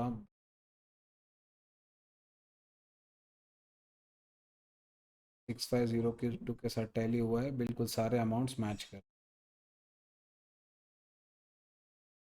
देखो इधर इन्होंने शेयर कैपिटल के नीचे ये तो लिखा है, इन्होंने ये नहीं लिखा है कि कितना बोनस शेयर है। जो नोट मैंने लिख के दिए ना आपको, याद रखना वो नोट लिखना ही चाहिए, वो नोट लिखना ही चाहिए, वो बहुत ज़रूरी है, ध्यान में रखना। बाकी तो सब अपना मैच हुआ ही है। Next, November 21 MTP Series 1 question is for 8 marks. The following details are provided by Bhumi Limited. अब ज़्यादा क्वेश्चंस नहीं है हमारे pending. The following details are provided by Bhumi Limited. Issued capital equity shares, 10% redeemable preference shares, CRR, security premium, general reserve, P&L, debentures, trade payables, PP, investment, cash at bank, and trade receivables. On 1st April, the company redeemed all of its preference shares at a premium of 10%, bought back 25% of its equity shares at 20 per share. In order to make cash available, Bhumi sold all the investments for 25,000 lakhs, raised a bank loan for 60,000 lakhs on security of company's plant. Give the necessary entries considering that buyback is authorized by articles and necessary resolution is passed by this. The amount of security premium may be utilized to the maximum extent allowed by law. तो security premium आप पूरा इस्तेमाल कर सकते हो। बहुत बढ़िया, ठीक है। तो चलो अभी सबसे पहले हम लोग क्या करेंगे, बोलो। सबसे इन्वेस्टमेंट्स हो इन्वेस्टमेंट्स बेचने का है और अपन ने बैंक लोन भी लिया है पैसे इकट्ठा करने के लिए, तो दोनों भी कर लेंगे। तो पहली एंट्री तो इन्वेस्टमेंट्स बेचने की होगी, 25,000 lakhs. Shit, yes, 25,000 lakhs. Investments है हमारा 24,000 का, so there is going to be a profit of 1,000. Okay, so bank account debit to investment to P&L. Okay, bank debit 25,000 to investment 24,000 to profit and loss 1,000. So that will be the entry. Second, हमने bank loan लिया है 16,000 लैक्स का, what will be the entry? ये एक नया है बेटा, इसका एंट्री बताओ मेरे को। Bank loan. बिल्कुल सही, very simple entry, bank account debit to bank loan. अपने को पैसे आए, अपन ने लोन लिया है, bank account debit to bank loan, that is 16,000। Next, अब मजा आएगा, अब वाली एंट्रीज आपको लिखनी है, क्योंकि अब अपन प्रेफरेंस भी रिडीम करने जा रहे हैं और इक्विटी भी, बराबर है। प्रेफरेंस भी रिडीम करने जा रहे हैं और इक्विटी भी। याद है एक ऐसा क्वेश्चन हमने किया था जो सबसे रिसेंट पेपर में आया हुआ है। एक और चीज आपको बताऊं, ये क्वेश्चन नवंबर 21 का है, आया मई वाले में, मतलब आया दिसंबर 21 वाले में है। तो मतलब आप समझ के चलो कि एकदम रीसेंट एमटीपी का क्वेश्चन था, जिसमें भी रिडेम्पशन ऑफ प्रेफरेंस शेयर था और आपके एग्जाम में भी वो आया था। सो चलो सबसे पहले रिडेम्पशन करना है। कितनी एंट्रीज? प्रेफरेंस का रिडेम्पशन कितनी एंट्रीज? याद रखना, प्रेफरेंस का रिडेम्पशन हो या इक्विटी का बायबैक हो, दोनों की 4 एंट्रीज होती है, दोनों की 4। कैंसलेशन, पेमेंट, प्रीमियम एडजस्टमेंट और सीआरआर, बराबर है। वैसे ही अपने बायबैक की भी 4 एंट्रीज। तो मैं एक सजेशन आपको देना चाहता हूं, मेरा सजेशन ये रहेगा कि दोनों की प्रीमियम की एंट्री अपन साथ में कर लेंगे और दोनों की सीआरआर की भी साथ में कर लेंगे। तो 8 के जगह पे 6 ही एंट्रीज की जरूरत पड़ेगी, है ना। 8 के जगह पे 6 ही एंट्रीज की हमें जरूरत पड़ेगी। तो सबसे पहली एंट्री कैंसिलेशन की, प्रेफरेंस शेयर्स अपन कैंसिल करने जा रहे हैं। एंट्री क्या बनेगा? साहिल आप बता सकते हो बेटा एंट्री क्या बनेगा? इसको कैंसिल करो, प्रीमियम देना दिखाओ, बोलो।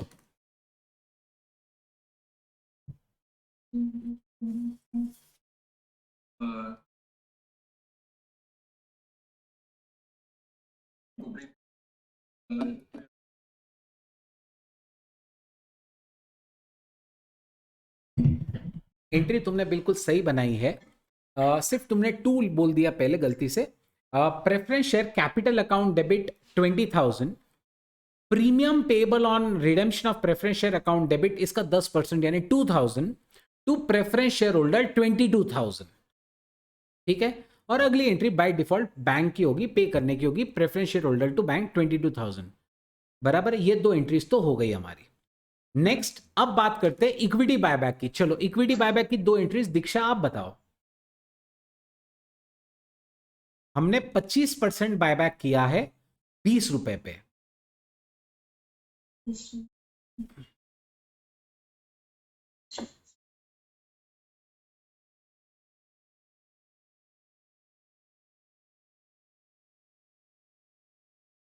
Account debit rate, premium pay, buyback rate, buyback account. एक एक जीरो कम हो गए. Equity share capital account debit 16,000, premium on buyback account debit 16,000, to equity share buyback 32,000, and then you pay them equity share buyback to bank 32,000. Yes, sir. Okay, so this will be the entries. Remember 10 matters. Okay, Yes, sir. yes. Now ये दोनों के payment की तो entries हो गई, ठीक है. Cancellation की एंट्रीज भी आपने बिल्कुल सही बताई है. अब आनी है एक है प्रीमियम एडजस्टमेंट की. बेटा अब एक मिनट, हाँ, अब आप जरा ध्यान दीजिए यहाँ पे प्रीमियम के लिए स्पेशली आप ध्यान दीजिए. प्रीमियम हुआ कितना? इसका प्रीमियम आया 16,000 का. प्रेफरेंस शेयर का प्रीमियम 2,000 का आया था, तो टोटल 18,000 का प्रीमियम था. और सिक्योरिटी प्रीमियम अपने पास 6,400 है. हम जानते हैं कि सिक्योरिटी प्रीमियम बायबैक के प्रीमियम के सामने तो एडजस्ट होता ही है. ठीक है, सिक्योरिटी प्रीमियम बायबैक के प्रीमियम के सामने तो एडजस्ट होता ही है. रिडेम्पशन ऑफ प्रेफरेंस शेयर में है ना, वो प्रॉब्लम आ जाता है कि 133 एप्लीकेबल है या नहीं है. समझ रहे हो, इसमें 133 एप्लीकेबल है या नहीं, वो थोड़ा सा क्वेरी आ जाता है. लेकिन इसमें तो एडजस्ट होता ही होता है. तो अपन पूरा 6400 यूज करने वाले हैं इसके सामने, बराबर है. और बचा हुआ जो होगा वो अपन जनरल रिजर्व से ले लेंगे. वो अपन जनरल रिजर्व तो बहुत ज्यादा है अपने पास, तो जनरल रिजर्व से ले लेंगे. ठीक है, तो साहिल आप मुझे बता पाओगे बेटा क्या होगी एंट्रीज? अपने को 16,000 और 2,000 को रिवर्स करना है, तो अपन एंट्रीज क्या कर सकते हैं? इसको रिवर्स. हाँ, सिक्योरिटी प्रीमियम भी करो और जनरल रिजर्व को भी यूज करना पड़ेगा. ये भी पूरा यूज करेंगे और ये भी पूरा यूज करेंगे. कंबाइन एंट्री कर लो दोनों की. Account general redemption. To premium on redemption of preference share, to premium on buyback, दोनों भी है ना. अपन दोनों को एक साथ कर लेंगे. ठीक है, तो सिक्योरिटी प्रीमियम पूरा 6400 से डेबिट हो जाएगा. प्रीमियम ऑन बायबैक 16,000 से क्रेडिट होगा. Premium on redemption of preference share 2,000 से क्रेडिट होगा. और जो डिफरेंस आएगा वो आप जनरल रिजर्व के सामने हटा देना. ठीक है ना, वो आप जनरल रिजर्व के सामने हटा देंगे. और अब बात करते हैं कि सीआरआर कितना जाएगा. यस दीक्षा, सीआरआर कितना जाएगा?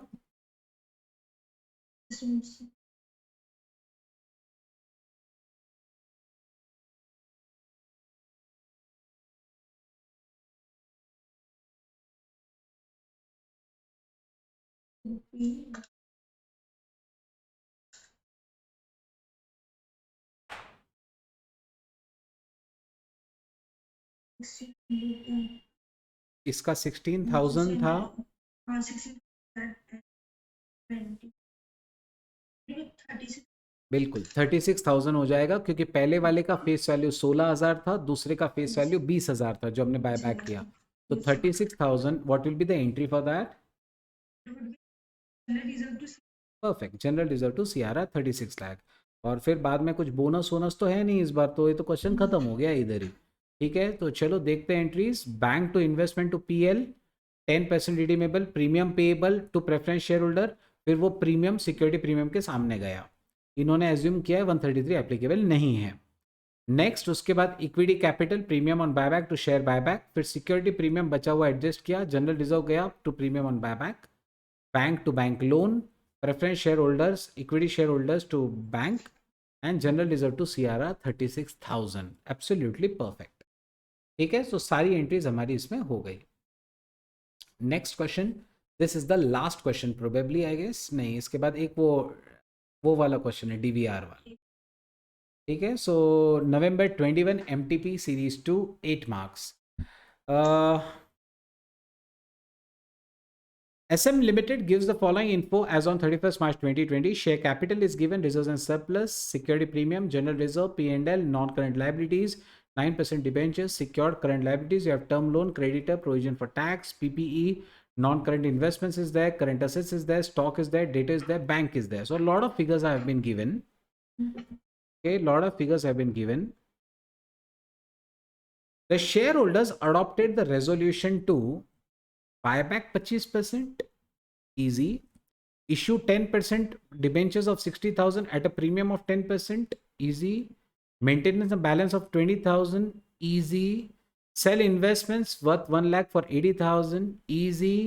Buyback expenses were 2,000. बस एक चीज ये नई आई है, इसको P&L में लेके जाते हैं और कुछ नहीं. बायबैक एक्सपेंसेस P&L में डाल देने का, इसके अलावा कुछ भी नया नहीं है. इसके अलावा कुछ भी नया नहीं है. आपको क्या बोला है, बैलेंस शीट भी नहीं बोली उसने. We are required to pass journal entries, prepare ledger account of the bank. ये क्वेश्चन 8 मार्क का क्वेश्चन है. जर्नल एंट्रीज बनाओ और लेजर अकाउंट ऑफ बैंक बनाओ.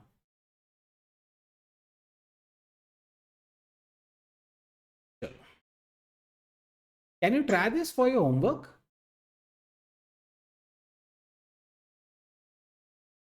और shall we do it? We'll do it tomorrow. नहीं देखो, करने का अभी कर लेते, मेरे को कोई गड़बड़ नहीं है.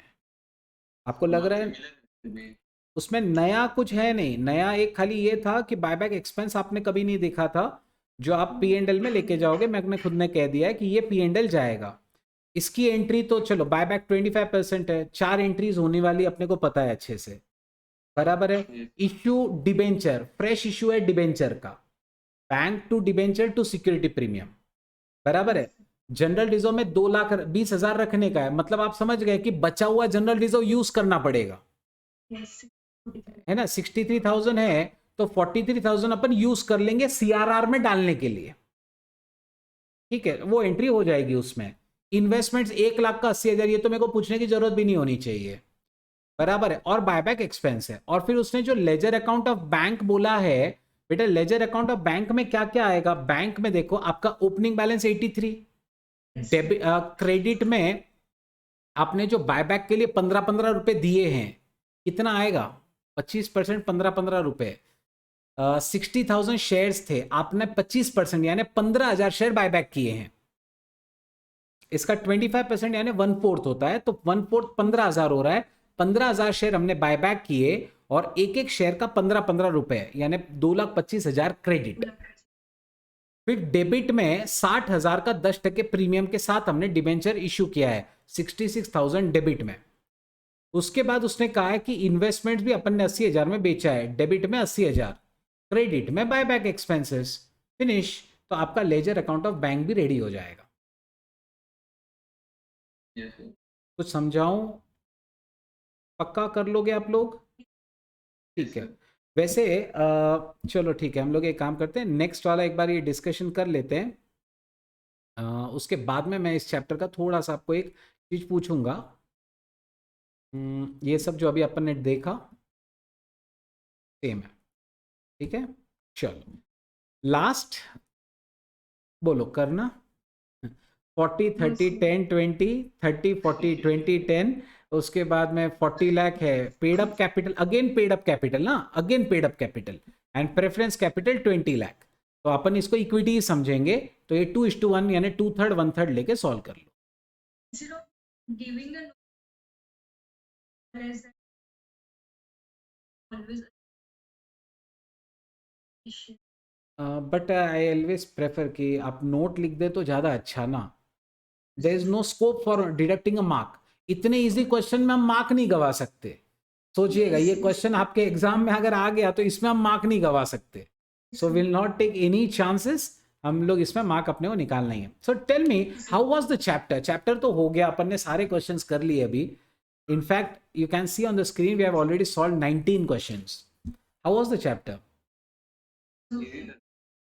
इजी है, आराम से कर सकते हो. मतलब बायबैक और रिडेम्पशन ऑफ प्रेफरेंस शेयर्स दोनों में 4-4 ही एंट्रीज होती है सिर्फ, बराबर है. एकदम इजीली हो सकता है, ठीक है. All you will have to be careful with is आपको है ना वो 3 टेस्ट को ध्यान में रखना है, है ना. ये 3 टेस्ट आपको थोड़ा सा ध्यान रखना पड़ेगा, जिसमें से सबसे ज्यादा इंपॉर्टेंट है डेट इक्विटी रेशियो टेस्ट, क्योंकि कभी कभी सिर्फ इस पे भी क्वेश्चन होते हैं, ठीक है. तो ये वाला टेस्ट एकदम पक्का करना पड़ेगा आपको. उसके बाद में आपको ये डीवीआर वाला तो एकदम ही पक्का रखना है. इसको 4 एग्जाम्स में से 3 एग्जाम में ये आया हुआ है. उसके बाद में आपको ये जो जर्नल एंट्रीज वाले हैं, तो this is very very simple. Okay, topic आपका डेफिनेटली आउट ऑफ दिलाने वाला टॉपिक है, ठीक है. सो ये वाला चैप्टर हमारा यहीं पे ख़त्म हो जाता है।